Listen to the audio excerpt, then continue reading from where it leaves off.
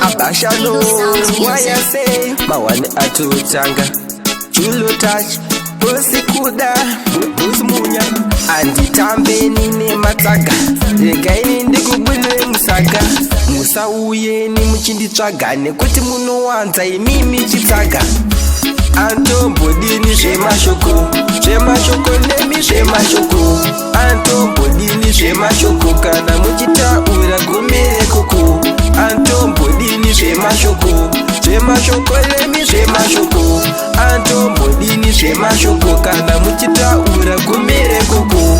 Muno shira mkindi sasa muchita ura zvinusina basa. Kuvanu muchitondi dipisa muchitondi ona kunge muno akashata. Kona kakutadzirei, kona kakuitirei.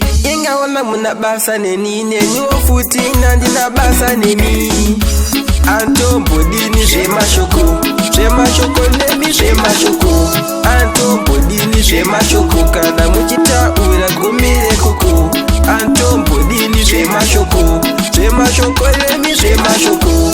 Anto bodini shema shoko kana muchita ura gumire kuku. Muno nyanya kunditsoma waya se ane pfungwa shoma kundi papi pandichazo kuna zvekuti mangwana muno tozondibiga anditambe nine matsaga regaini ndikubudire musaga musauye ni muchinditsvaga nekuti munowanza imimi chitsaga.